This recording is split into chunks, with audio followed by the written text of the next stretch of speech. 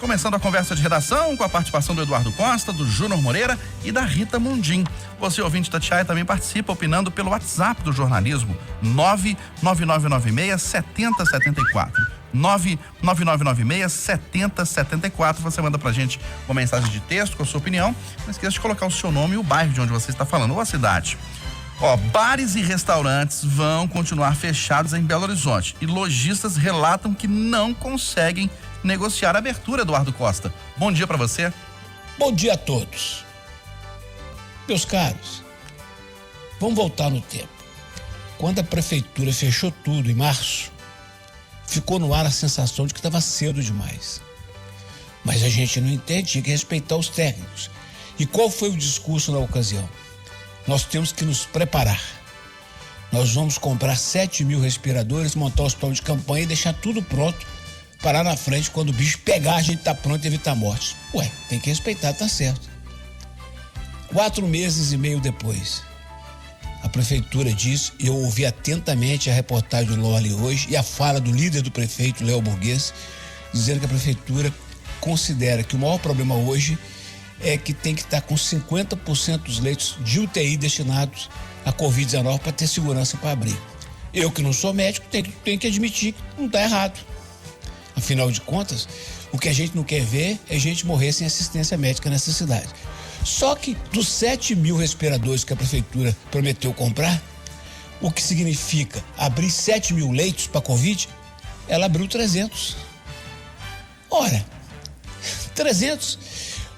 Se a doença, isso nós estamos sabendo desde o começo, ela não passa enquanto não tiver uma vacina ou um remédio que cura, e a expectativa é de que isso pode durar 1 ano e meio ou 2, se a gente não ampliar o número de leitos de UTI para pelo menos 10% do prometido, e a prefeitura teve tempo para fazer isso, abriu o hospital de campanha que a prefeitura prometeu abrir, não abriu. Se a gente não tomar a providência de aumentar os leitos de UTI para tratar a doença, nós vamos ficar com um discurso que não pode abrir. E aí, eu quero dizer aos lojistas, aos bares, aos restaurantes, a todo mundo, que nós podemos ficar 2 anos fechados. Eu não me considero leviano e nem irresponsável de dizer isso. Antes tinha 3 fatores. Agora o índice de contaminação está 1 por 1 e tal. Agora a questão, segundo o líder do prefeito, é o leite UTI. Na minha cabeça, isso é esquisito, eu vou repetir mais uma vez. Eu trabalho há 40 anos cobrindo o dia a dia da cidade. Eu nunca vi taxa de ocupação inferior a 80% do UTI da cidade. Mas você não está considerando que é só leite de Covid. Tá bom. Mas se a gente não abrir mais leitos... mas não é fácil, tem que contratar. Bom, então, tem que mudar o discurso. Tinha que ter dito isso lá atrás, quando prometeram abrir. Não. É difícil, viu? É difícil. É difícil para todo mundo, inclusive pro repórter ficar aqui repetindo a mesma coisa todo dia. Ô, Júnior Moreira, como chegar a um equilíbrio nessa equação? Bom dia mais uma vez. Bom dia, Eustáquio, Eduardo, a Rita Mundinho, os ouvintes do Conversa de Redação. É a pergunta que todo mundo está querendo ter a resposta, né, Eustáquio? Que praticamente ninguém tem. Então hoje não temos mais a coletiva, a reunião de ontem, alguns saíram muito nervosos dessa reunião, outros saíram dizendo que o diálogo está acontecendo, enfim, tem 2 lados inclusive, nos representantes dos bares e das lojas. Fato é que o que saiu dessa reunião é que na quarta-feira que vem o protocolo está sendo avaliado. O protocolo na quarta-feira que vem tem uma resposta sobre o protocolo. Ou seja, nem na quarta-feira que vem nós devemos ter uma data para a reabertura da cidade. Talvez numa coletiva na outra sexta-feira, essa informação eu estou só especulando, talvez tenha, né? Mas na quarta-feira o que nós devemos ter até agora é o anúncio de uma avaliação e a resposta sobre o protocolo que foi apresentado. Ou seja, pelo que eu estou vislumbrando aí, se tudo correr desse jeito e se os números não deixarem, pelo menos mais uns 15 dias de Belo Horizonte fechado. E você, Rita Mundinho, o que acha? Como resolver essa equação? Olha, a gente tem que analisar alguns pontos. Primeiro, a condição da reabertura, da flexibilização, a condição básica é a capacidade do sistema de saúde vis-à-vis a velocidade e a necessidade do número de pessoas com casos mais graves e essa capacidade do sistema de saúde atendê-las. Então, isso é um ponto que o Eduardo colocou muito bem. Houve uma promessa da prefeitura que não foi cumprida. E se essa promessa tivesse sido cumprida, estaríamos num outro estágio de diálogo, porque aportar de forma mais tranquila a flexibilização necessária, porque a flexibilização é necessária. Por outro lado, esse é o equilíbrio entre o sanitário e a economia. Então, o equilíbrio é esse: voltar à atividade desde que o sistema de saúde tenha condições de atender os casos graves, controlando a disseminação do vírus. Por outro lado, eu achei muito interessante, porque quem não tinha diálogo nenhum, que é o caso do Solmut, lá, o da Abrazel, ele saiu mais satisfeito do que quem estava tentando e quem tem tentado o diálogo há muito mais tempo, que é o Marcelo da CDL, né? E lamentavelmente, o que aconteceu ontem, pelo que eu li, é que até o protocolo, porque eles ficaram entre o protocolo apresentado, no caso dos bares e restaurantes, pela Abrazel, e o protocolo da Justiça, e não acharam ainda o meio termo. Na quarta-feira eles vão discutir, eles vão fazer uma nova proposta de protocolo. Quer dizer, pelo amor de Deus também, né? Já era para a Abrazel chegar nessa reunião de ontem com uma proposta de protocolo intermediária entre a da Justiça e a da Abrazel. Então isso vai ser na quarta-feira. E pelo que eu li também, o Marcelo sugeriu 3 de agosto. Então essa é a data que foi sugerida pelo Marcelo Souza, da CDL, para que Belo Horizonte volte a flexibilizar. Então, pelo menos, tem uma sugestão de data. E todo mundo ficou muito triste pela ausência do prefeito. Quer dizer, o que tinha de mais importante na agenda do prefeito do que a discussão da flexibilização, da volta da atividade econômica em uma cidade que está fechada há quanto tempo? Sei lá, é a maior quarentena do mundo. Então, continua faltando bom senso e, apesar dessa reunião, o diálogo ainda é aquém da necessidade da sociedade. Jura Moreira, você trouxe hoje no Jornal da Itatiaia uma reportagem de um levantamento de que quase 30% dos pedidos de internação por coronavírus em leitos de UTI em Belo Horizonte são do interior. Pois é, Eustáquio, essa reportagem foi feita em parceria com o Rômulo Ávila, do nosso site.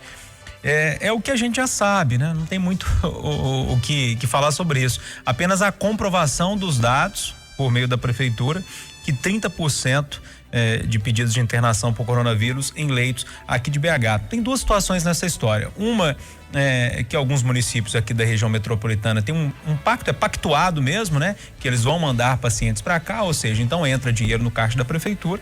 E um outro lado que algumas cidades no interior, eu posso arriscar aqui sem medo de errar, a maioria delas, essas cidades não têm política nenhuma de saúde, né? O que eles fazem é comprar ambulância e mandar paciente para Belo Horizonte. Então tem 2 lados nessa moeda, mas de que qualquer forma, independentemente do lado dessa moeda, acaba pressionando também o sistema de saúde de Belo Horizonte num momento bem complicado. Mas, repito, não é muita novidade não, viu, Eustáquio? Ô Rita, a gente defende já há muito tempo aqui na Itatiaia, na Conversa de Geração, uma regionalização da saúde, que as cidades polo possam atender e muitos pacientes não venham a Belo Horizonte. Nada contra os pacientes, é claro. Estou dizendo de espalhar um pouco esses pacientes por Minas Gerais.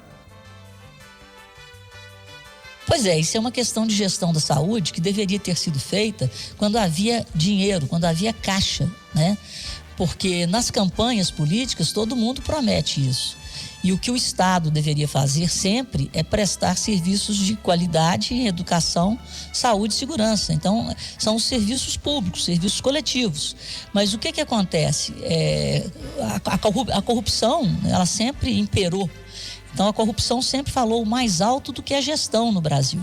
Então, em um país onde a educação, a saúde e a segurança, mas mais a educação e a saúde, elas são vistas politicamente como forma de arrecadar dinheiro de corrupção, é difícil, né? Então, esse panorama está sendo mudado agora. depois da Lava Jato.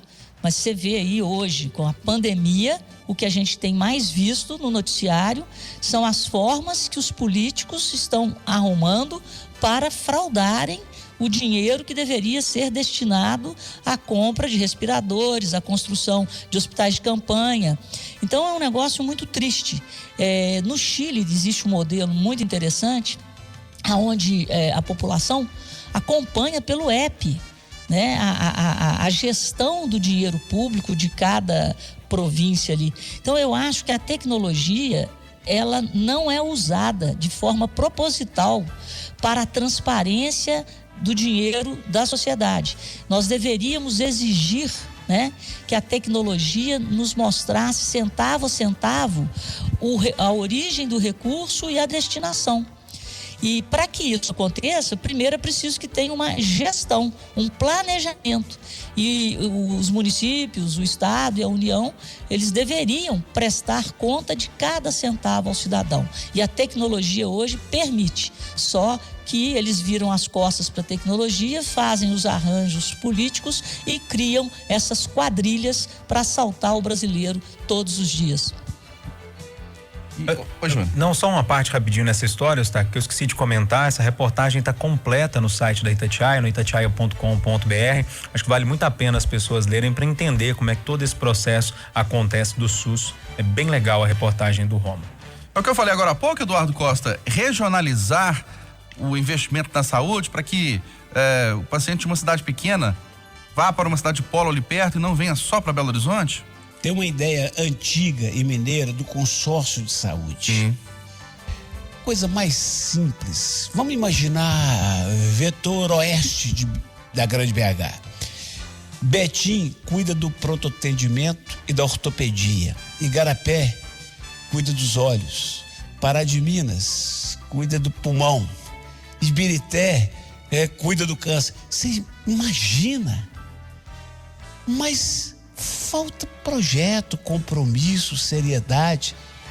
E nós instituímos no país, especialmente nas Minas Gerais, que são muitas, a empurroterapia. Fiquei sabendo de ontem para hoje, senhor Eustáquio, que o governo Bolsonaro está liberando 30 milhões de reais. Para deputados seriam 10. 30, além de todas as verbas que já saíram esse ano, de orçamento, de tudo, daquele orçamento impositivo, mais 30 milhões agora de verbas para senadores, para que eles destinem para onde quiserem, para votar umas coisas que interessam o governo. 30 milhões. E o que o senador faz com esse dinheiro? 90% deles. Compra 30 milhões, imagina quantas ambulâncias. Entrega uma ambulância para Matozinho, outra para Pedro Leopoldo, outro, e vai empurrando tudo aqui para Santa Casa, para Praça Hugo Werneck. Parece um câncer, rapaz, mas não muda. Fazer o quê? Eduardo, e a maior pesquisa já feita no Brasil confirma que a cloroquina não funciona no tratamento da Covid-19. E diagnosticado com a doença, o presidente Jair Bolsonaro mostra o remédio para EMA e conversa com garis sem usar máscara. Essa EMA vai precisar de psicólogo. Aqui. Agora, sobre a cloroquina, o que os médicos com os quais eu converso mais a miúde dizem, eu não sei, parece que essa pesquisa disse, eu não sei se eu li direito, que ela não funciona como preventiva no primeiro momento. Isso, exatamente. Bom, isso faz diferença.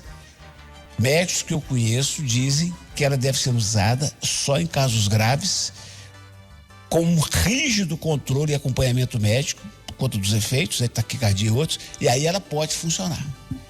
Então é isso. Essa defesa que o presidente faz é indevida, é inaceitável, mas ele é exatamente porque fala em prevenção, em primeiro momento e tal.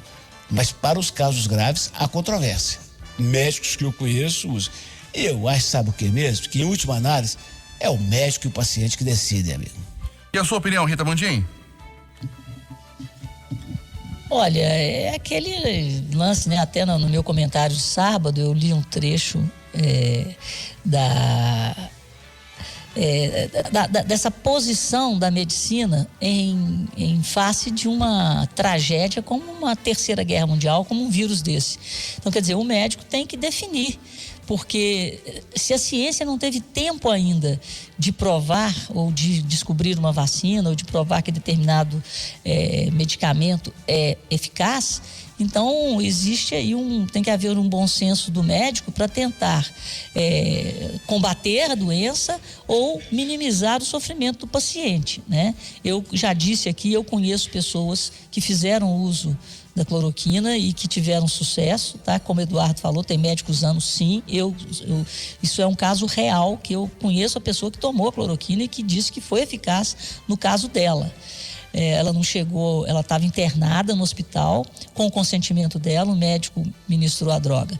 E a ivermectina também, né? Com aquele azitromicina e tal, que está tendo muito sucesso no Rio Grande do Norte.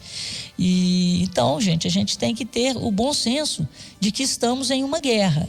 E em uma guerra, muitas vezes, a velocidade da guerra nos impede de esperar a velocidade da ciência até o final dos seus protocolos. Mas, se houver, né, relatos, se houver estudos, mesmo que não protocolados, de melhora, com óbvio, com a supervisão do médico e o consentimento do paciente, as coisas têm que ser tentadas.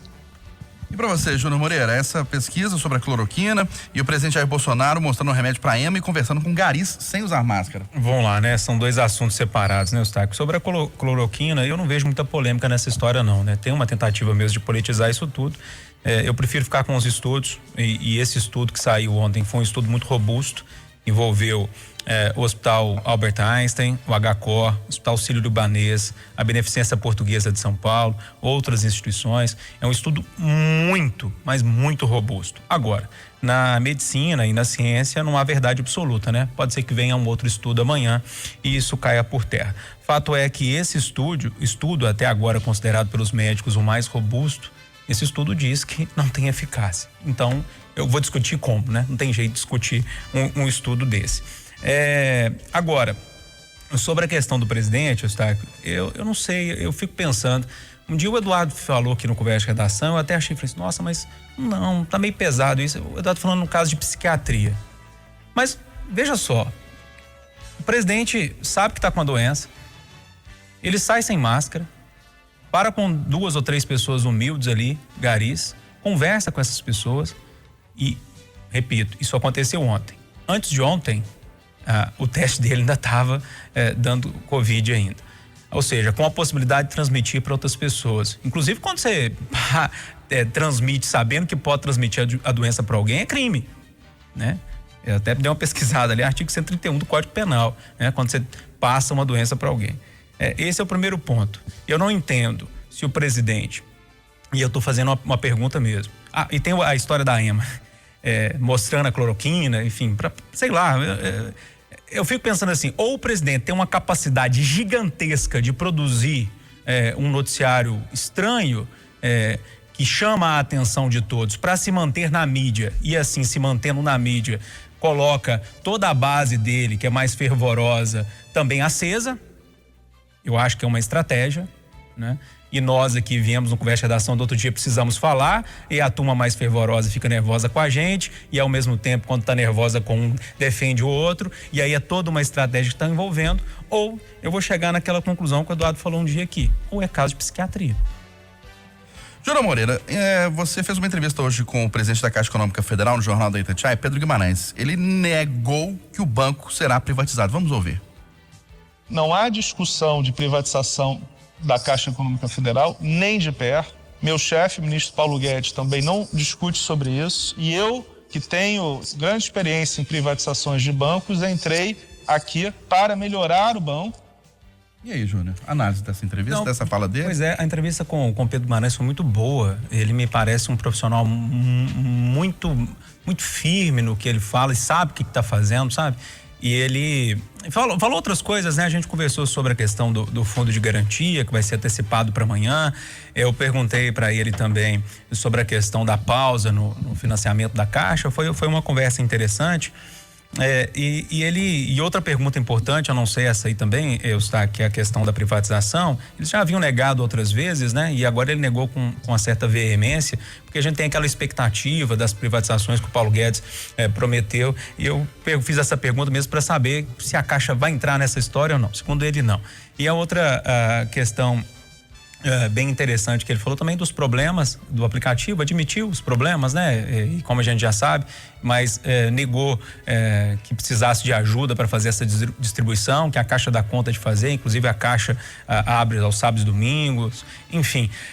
Foi um papo interessante, eu acho que trouxe algumas informações importantes para os nossos ouvintes. Inclusive ele disse que quem tiver com problemas na Caixa pode continuar ligando para Itatiaia, pode mandar para a assessora dele que ele vai responder um a um, que esse problema vai ser resolvido. É uma questão muito mais complexa, envolvendo inclusive hackers aí que hackearam essas contas, e que a situação vai ser resolvida.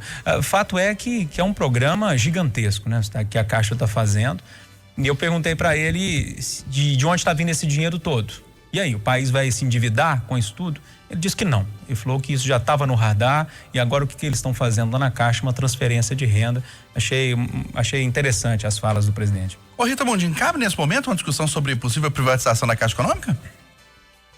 Não, eu acho, o Pedro é muito inteligente. O que deve acontecer para a Caixa fazer mais caixa, eles estão discutindo a possibilidade, eles estão com 62 milhões e meio de cadastros, né? Eles criaram um banco digital, o maior, acho que o maior da América Latina e, se brincar, o maior do mundo, com esse tanto de cliente em questão de meses. O que está no radar é tornar esse cadastro que foi feito um banco digital e sim abrir o capital desse banco em bolsa. Então é criar um banco digital da Caixa com esses cadastros, porque houve uma digitalização fenomenal da população brasileira de uma forma muito rápida, muito segura, porque com o cruzamento dos dados, apesar de todas as falhas, né, dos hackers tentarem entrar no sistema, a gente está vendo que quem burlou está sendo rapidamente identificado. Então esse banco digital está ficando cada vez mais enxuto e extremamente atrativo, né? Porque você já abrir com 62 milhões de usuários, é uma coisa, de clientes, é uma base fantástica. E repito, essa base da Caixa será de grande valor para a implementação de políticas públicas de qualidade. Porque agora sim, o Brasil está nu, nós estamos sabendo exatamente o tamanho da pobreza e essa pobreza, ela tem que ser passageira. Então, essas pessoas que hoje estão ali recebendo esse auxílio emergencial, isso deve ser uma passagem para uma vida digna com emprego e renda. E é por isso que esse banco digital é um ativo de grande valor. Esse cadastro é um ativo de grande valor, tanto para o Brasil quanto para a própria Caixa. E para você, Eduardo, o papel da Caixa nesse momento, fala privatização, mas esse pagamento gigantesco do auxílio emergencial? Eu que sou a favor de muita privatização, tenho poucas exceções, a Caixa é uma delas. A Caixa é o banco que tem que estar em lugares onde a agência dá prejuízo, mas para atender o povo mais pobre de determinado município. E tem principalmente que puxar os juros para baixo. Ao contrário de 99% dos jornalistas, eu nunca reclamei se a Caixa não der lucro. Para mim, Caixa Econômica e Banco não precisa dar lucro, não. Pega todo o dinheiro que o banco ganha e reinveste no social. E puxa o juro para baixo. É isso. Bom fim de semana. Para todos nós. Só mais uma coisa da Caixa, ela tem que estar presente por causa do financiamento à infraestrutura dos municípios. Então a Caixa é a grande parceira dos municípios no financiamento de infraestrutura, principalmente esgotamento. 9h em ponto em Belo Horizonte. Final da conversa de redação, final do Jornal da Itação, Aline Neves e Eustáquio Ramos. Vem aí, o Acidentão. Ótimo dia a todos.